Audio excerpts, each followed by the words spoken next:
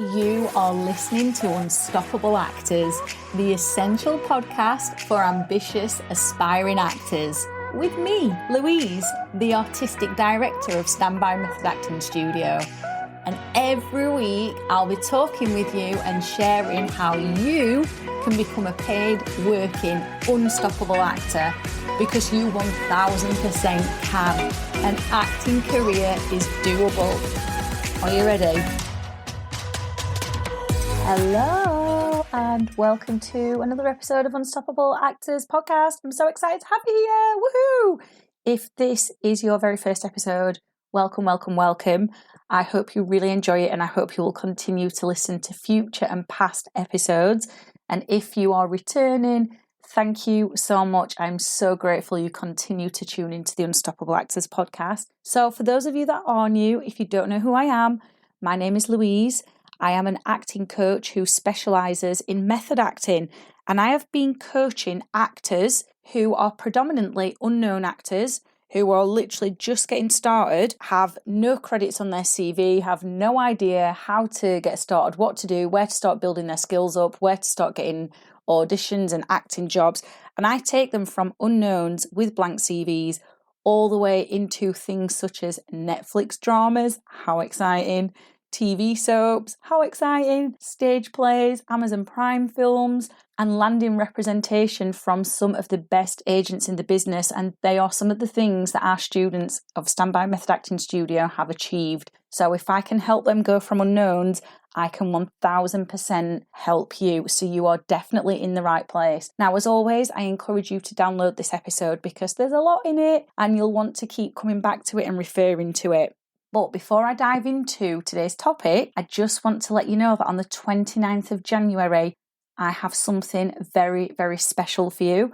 I've got an in-depth 2-hour immersive online workshop called Character Development, Become One and Win More Roles. And the most amazing thing about this is it is free of charge, so you don't have to pay anything to come and join it. So have you registered your place? Have you saved your place? If not, why not? Come and do it. It's going to be absolutely brilliant. Let me tell you why. There are only 3 method acting exercises that you need to radically transform your character work. And surprise, surprise, they are the 3 that I'm going to be diving into in the 2-hour online workshop. So after you've done the workshop, and by the way, you'll be given a script, you'll be given a character to develop, you'll be working with other actors. It's not a webinar type workshop. You won't just be sat there looking at slides. No, you will actually be doing things. But once you've finished the online workshop, your character work is going to be so much more focused. It's going to be so much more truthful, and you are going to have an edge to your characters that it didn't have before. So all you need to do is click the link directly below this podcast. I've left it in there for you. Join, come and register your place. As soon as you've done that, I'll send you the script, your character development workbook, and the link for the online class. And what do you know? After you've taken this workshop, if you continue to use the exercises that I pass on to you, you will find yourself starting to land more roles. So literally just go underneath this podcast, just scroll down, click the link and register your place. And I absolutely cannot wait to pass on these 3 absolutely revolutionary method acting exercises. Let's just get straight in then. Let's get straight into today's episode, which I think might ruffle a few feathers. I think it might. So firstly, have you heard of Stanislavski? Don't worry if you haven't. Lots of people have. Stanislavski was an amazing man who studied acting. He devoted his entire life to it and formed his own system, which many refer to as the Stanislavski system. And he started looking at how actors could bring more truth to their work. And so today, I'm going to be diving into an exercise that I believe Stanislavski got wrong and why, and what you can do instead. And this is why I think it's going to ruffle a few feathers. But I'm going to come at it from both sides. I'm going to come at it at the side as, what I believe Stanislavski's aim was with the exercise, what I've seen happen with students who've used it and also seasoned actors when they use it, and how I feel actors can misinterpret this and get it wrong as well. So I'm going to try and give a balanced view on this exercise, but predominantly, I don't think you should be using it. And I'll explain a little bit more later on in the episode what it is and why. Okay, so let's just imagine you've been given a character. You've got the script in hand, you're reading through it, and you are absolutely ecstatic that you've got a new role to play. Maybe it's been a while since you've last had a character to work on, or maybe not. Maybe you've just finished a character and you're really ecstatic to have a brand new one to go straight into. Either way, you cannot wait to dive in, but the worries start to creep in. And by the way, these worries are very, very normal. They're a universal worry.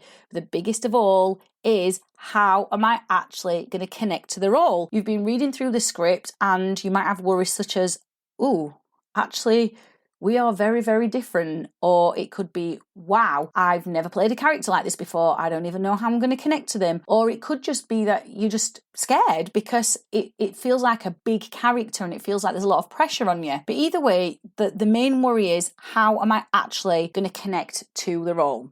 These thoughts are known as mental tension. Now, mental tension is any thought that blocks your ability to access your imagination and create authentically from your pure imagination, from a place of creativity. Now, when you're thinking these thoughts, what it does is it leaves you spinning your wheels and feeling more and more nervous and stressed and anxious. And the longer you continue to think these thoughts, the more they build up and the less connected you will be to the character and the more of an overwhelming task it feels. So what Stanislavski did is he created an exercise called Magic If. Have you heard of Magic If? If you haven't, don't worry, I'm going to explain it now. So Magic If is quite a simple concept, to be honest. You literally take the character and you say, if I was this character, I would.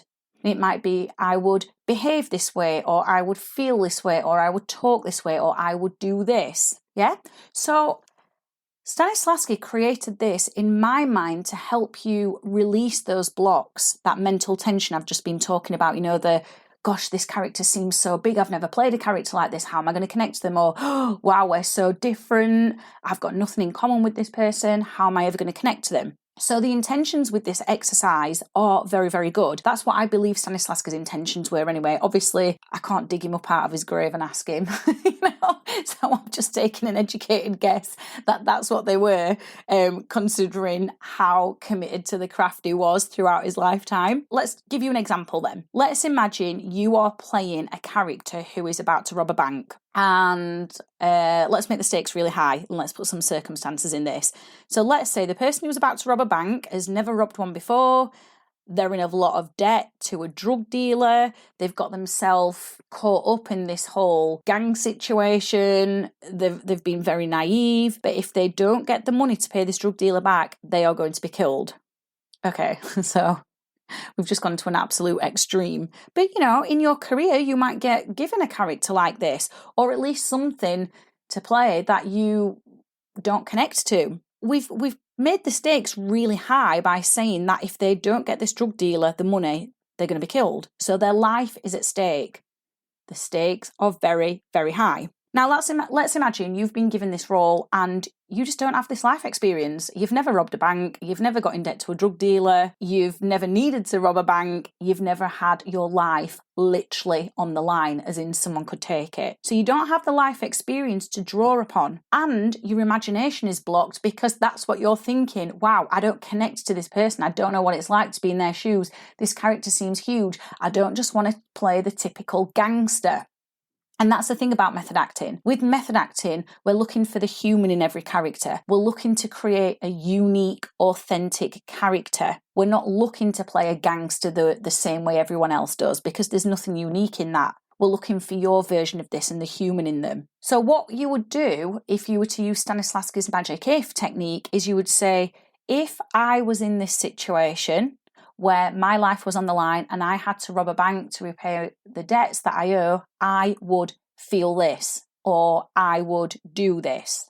Now, the problem with this is that it's going to keep you playing you in an imaginary situation. Now, of course, you might argue, yes, but Louise, all acting is imaginary.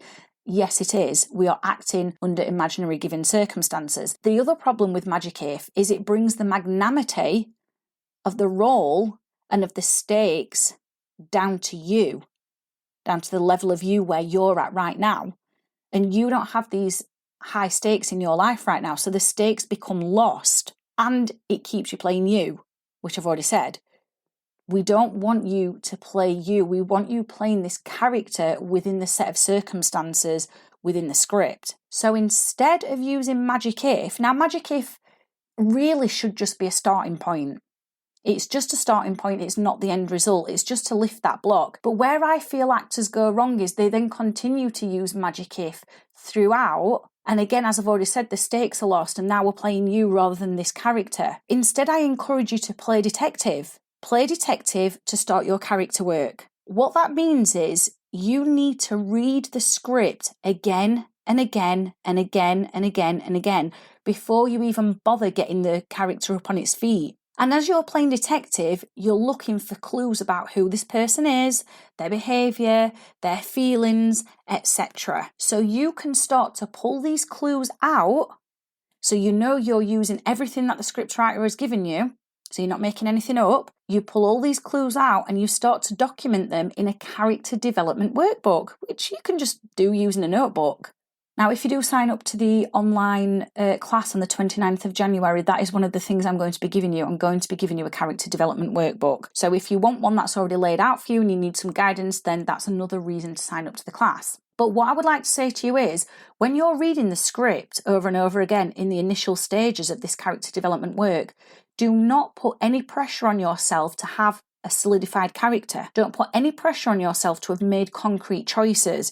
Just keep reading the script over and over and over again and keep pulling these clues out and keep documenting them in the workbook. Now, the more you do this, the more you read it, the more invested you are going to get into the character. And when you become more invested, your imagination starts whirring. And then you start to build an image in your head of who this person is, how they hold themselves, their mannerisms, and how they behave and express their feelings. What you've done when you do this is you've tapped into the given circumstances and you've lifted that block. Remember those blocks in the beginning that I spoke about? Oh my gosh, this character seems so big. How am I going to connect to them? Or I've never played a character like this. How am I going to connect to them? Or we've got absolutely nothing in common. How am I going to connect to them? By doing this process that I've laid out for you, the character becomes clearer and you've lifted that block with zero pressure, and you're now not going to run the risk of only playing yourself and losing the stakes. So you can try this on your own, and I would encourage you to do that. Or if you want guidance with it and you want to half the time it takes you, do consider joining the free 2-hour online character development workshop on Sunday the 29th of January. As I've already told you at the beginning, I've left the link below. I really believe that joining this workshop is the best thing that you can do for your career right now. So let's just recap what you're going to do then with your characters. If you do start stressing, it's okay. Be kind, be compassionate to yourself and go, oh, I'm stressing. Is this necessary? Not really, but I am stressing and it's okay. Then start by reading the script as many times as you possibly can. Get yourself a character development workbook, and every time you find a clue in the script about who this person is, document it. And that is the easiest way to lift those blocks and to start that process of creating a unique character where you don't play yourself. Has this been useful? Is this something that you are going to try out with the next script that you're given? Let me know. And if you have enjoyed this episode, please do rate it and leave us a review. And you can do that on Spotify, you can do it on Audible, you can do it on Amazon Music. Your reviews really help us spread the word of this podcast and help more actors like yourself who might be stuck in a little bit of a funk with the different areas of acting. And as I say on each and every podcast, when I first started out, there were no resources like this available, and it took me so much time to find information, and I really wish I'd have had a resource like this available to me. So there are going to be plenty of other actors who really could use this resource as well. So when you rate us and review us, it really helps spread the word and it helps other actors as well. So thank you so much for listening. Thank you so much for tuning in, and I will see you in the next episode. I have absolutely loved hanging out with you, and I really hope you enjoyed this episode of Unstoppable Actors, the essential podcast for ambitious, aspiring actors. Now, if you did, I'd really love you to subscribe so you never miss an episode, and leave a review. And if you would like weekly injections of inspiration, you'd like mini method acting challenges to keep you making progress with your dreams, come and join the most supportive acting community online by clicking the link in the notes to help you become an unstoppable actor.